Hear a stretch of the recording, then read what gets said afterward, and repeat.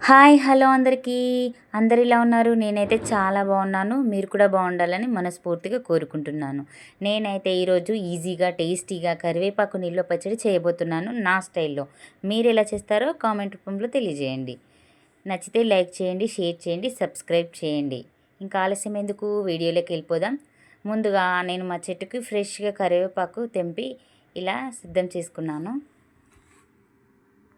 చూడండి, ఫ్రెష్గా ఉంది. ఫ్రెష్గా తీసుకుంటేనే బాగుంటుంది, వాడిపోకుండా ఫ్రెష్గా తీసుకోండి. దీనిని ఒక బౌల్లో వాటర్ తీసుకొని ఫ్రెష్గా కడుక్కోవాలి. ఎందుకంటే ఆకులపైన దుమ్ము, చిన్న చిన్న పురుగులు ఉంటాయి కదా, అందుకే నీట్గా కడుక్కొని ఫ్యాన్ గాలికి ఆరబెట్టుకోవాలి. మొత్తం కరివేపాకుని కడిగి ఒక కాటన్ క్లాత్ వేసుకొని అందులో వేసి ఆరబెట్టుకోవాలి. చూడండి, నేనైతే ఒక కాటన్ చున్ని వేసుకున్నాను, ఈ విధంగా ఆరబెట్టుకున్నాను. ఆకుల్లాగా తెంపి కూడా కడుక్కోవచ్చండి. కాకపోతే ఇలా రెమ్మలుగా ఉంటే తొందరగా ఆరిపోతుంది. ఆకులుగా ఉంటే ఆకు అతుక్కొని తొందరగా ఆరిపోవు. అందుకే రెమ్మలుగా ఉన్నప్పుడే కడుక్కొని ఆరిపోయాక తెంపుకోవచ్చు. చూడండి, ఈ విధంగా మొత్తం తడి ఏమీ లేకుండా ఆరిపోవాలి. మొత్తం ఆరిపోయిన తర్వాత ఇలా తెంపి పక్కన పెట్టుకోవాలి. మొత్తం ఆకులన్నీ ఇలా ఈ విధంగా తెంపి ఒక బౌల్లో వేసుకోవాలి. చూడండి, ఈ విధంగా మొత్తం ఆకులన్నీ మంచిగా ఆరిపోయాయి. ఇప్పుడు దీన్ని ఒక చిన్న బౌల్తో కొలుచుకోవాలి. నా దగ్గర కరివేపాకు కొంచెమే ఉంది కాబట్టి చిన్న బౌల్ తీసుకున్నాను. మీ దగ్గర ఎక్కువగా ఉంటే కొంచెం పెద్ద బౌల్ తీసుకోండి. ఈ విధంగా ప్రెస్ చేస్తూ కరివేపాకుని కొలుచుకోవాలి, ఎన్ని కప్పులు అవుతాయో. ఎందుకంటే మసాలా దినుసులు కూడా దీనితోనే కొలుచుకోవాలి. చూడండి, ఈ విధంగా ప్రెస్ చేస్తూ కరివేపాకుని కొలుచుకోవాలి. నాకైతే మొత్తం 4 కప్పుల కరివేపాకు వచ్చిందండి. చూడండి, దీంతో 3, లాస్ట్ 4th కప్పు. ఈ విధంగా మొత్తం కొలుచుకొని పక్కన పెట్టుకోవాలి. ఇప్పుడు ఇదే కప్పుతో చింతపండును కూడా తీసుకోవాలి. 4 కప్పుల కరివేపాకుకి అరకప్పు చింతపండు సరిపోతుంది. మేమైతే పులుపు తక్కువగా తింటామండి. మీకు పులుపు ఎక్కువ అయితే ఇంకొంచెం ఎక్కువ వేసుకోండి. ఈ విధంగా నార తీసి పక్కన పెట్టుకోవాలి. ఈ చింతపండులో చల్ల నీళ్ళు వేయకూడదండి, వేడి నీళ్ళు వేయాలి. స్టవ్ మీద గిన్నె పెట్టుకొని నీళ్ళు వేడి చేసుకొని ఈ చింతపండులో వేసుకోవాలి. చల్ల నీళ్ళు వేయకూడదు. వేడి నీళ్ళు వేయడం వల్ల పచ్చడి నిల్వ ఉంటుంది, పాడైపోకుండా ఉంటుంది. చూడండి, నీళ్ళు వేడైపోయాయి. ఇప్పుడు చింతపండులో ఇవి వేసుకోవాలి.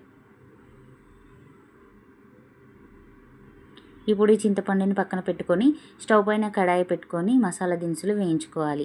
1 టేబుల్ స్పూన్ మెంతులు, 2 టేబుల్ స్పూన్ల ఆవాలు, కొద్దిగా జీలకర్ర, 1½ స్పూన్ ధనియాలు వేసి మంచి గోల్డెన్ బ్రౌన్ కలర్ వచ్చేంత వరకు లో ఫ్లేమ్లో పెట్టుకొని వేయించుకోవాలి. ఇవి వేగాక మంచి సువాసన వస్తుందండి. ఆ సువాసన వచ్చే వరకు వేయించుకోవాలి.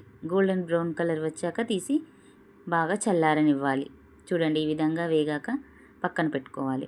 అదే బాండీలో ఆయిల్ వేసి కరివేపాకును వేయించుకోవాలి. నా దగ్గర కొంచెమే కరివేపాకు ఉందండి, సో అంతా ఒకేసారి వేసుకొని వేయించుకుంటున్నాను. మీ దగ్గర ఎక్కువ కరివేపాకు ఉంటే కొంచెం కొంచెం వేయించుకోండి. ఫ్రీగా ఉంటేనే కరివేపాకు చాలా మంచిగా వేగుతుంది. క్రిస్పీగా అయ్యేంత వరకు వేయించుకోవాలి. ఆలోపు మసాలా దినుసులు చల్లగా అయిపోయాయి. దీన్ని మిక్సీ పట్టుకుందాం. చూడండి, కరివేపాకు ఈ విధంగా కొంచెం క్రిస్పీగా అయ్యింది. మసాలా ఈ విధంగా మెత్తగా చేసి పక్కన పెట్టుకోవాలి పౌడర్ని. చూడండి, కరివేపాకు ఈ విధంగా క్రిస్పీగా అయితే సరిపోతుంది. వేరొక బౌల్లో పెట్టుకొని చల్లారనివ్వాలి. ఆకు గట్టిపడి ఇలా ప్రెస్ చేస్తే చిరిగిపోతుంది. నేనైతే మీడియం సైజ్ ఎల్లిపాయలు తీసుకున్నాను, 3 ఎల్లిగడ్డలను తీసుకున్నాను. ఈ విధంగా వలిచి పక్కన పెట్టుకోవాలి. ఇప్పుడు చింతపండు మిశ్రమాన్ని బాగా ప్రెస్ చేస్తూ అందులో ఉన్న పిప్పి మొత్తాన్ని తీసి పక్కన పెట్టుకోవాలి. ఈ గుజ్జుని కడాయిలో వేసి దగ్గరగా మగ్గనివ్వాలి. మొత్తం పూర్తిగా దగ్గరగా వచ్చేంత వరకు మగ్గనివ్వాలి. అందులో 1/2 కప్పు బెల్లం వేసుకోవాలి. మీకు బెల్లం స్వీట్నెస్ ఎక్కువ ఇష్టము అనుకుంటే అరకప్పు కూడా వేసుకోవచ్చు. మేము స్వీట్ అంతగా తినము, అయినా పచ్చళ్ళలో బెల్లం వేయడం వల్ల అసలు స్వీట్నెస్ తెలియదు. టేస్ట్ మాత్రం చాలా బాగుంటుంది. బెల్లం వేయకపోతే టేస్ట్ ఉండదు, తప్పకుండా బెల్లం వేసుకోండి. ఇప్పుడు ఈ మిశ్రమాన్ని పక్కన పెట్టుకొని అదే బాండీలో 4 కప్పుల కరివేపాకుకి 2 కప్పుల ఆయిల్ వేసి వేడి చేసుకోవాలి. పోపు కోసం అండి. అందులో పచ్చిశనగపప్పు, మినప్పప్పు, జీలకర్ర, ఆవాలు, కచ్చాపచ్చగా దంచి పెట్టుకున్న వెల్లుల్లి వేసి వేగనివ్వాలి. నా దగ్గర ఎండుమిర్చి లేవండి, మిస్ అయిపోయాయి. సో ఎండుమిర్చి ఉంటే మీరు వేసుకోండి. కరివేపాకు వేసి స్టవ్ ఆఫ్ చేసుకోవాలి. ఆ వేడికి వెల్లుల్లి, కరివేపాకు మగ్గిపోతాయి. అందులో చిటికెడు పసుపు వేసుకొని పోపుని చల్లారనివ్వాలి. ఆ లోపు కరివేపాకు మిశ్రమాన్ని మిక్సీ పట్టుకొని అందులో 1 కప్పు కారప్పొడి, పావు కప్పు ఉప్పు వేసుకొని బాగా మిక్స్ చేసుకోవాలి. చూడండి, ఈ విధంగా మిక్స్ చేసుకోవాలి. ఆయిల్ అంతా కొద్దిసేపటికి పైకి వచ్చేస్తుందండి. ఆయిల్ సరిపోదు, కొంచెం వేడి చేసి వేసుకుంటాను. మీరు కూడా కొంచెం ఎక్కువగానే వేసుకోండి. చూడండి, ఈ విధంగా వచ్చేస్తుంది.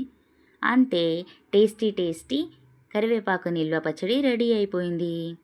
చూడండి, వేడి వేడి అన్నంలో వేసుకొని తింటే చాలా బాగుంటుంది. కూర కూడా అవసరం లేదండి. మా పిల్లలకైతే చాలా ఇష్టం, చాలా ఇష్టంగా తింటారు. ఇది హెల్త్కి చాలా మంచిది. మీరు కూడా తప్పకుండా ట్రై చేయండి. ఎలా వచ్చిందో నాకు కామెంట్ రూపంలో కామెంట్ చేయండి. Please subscribe my channel. Thank you for watching. Like, share and subscribe అండి. ఈ విధంగా గాజు సీసాలో స్టోర్ చేసి పెట్టుకున్నాను. ఫ్రిడ్జ్లో అయితే 6 నెలల పాటు పాడవకుండా ఉంటుంది. బయట పెడితే 2-3 నెలల వరకు పాడవకుండా ఉంటుంది. వేడి వేడి అన్నం ఆ కడాయిలో వేసుకొని తింటుంటే ఉంది, చాలా బాగుందండి.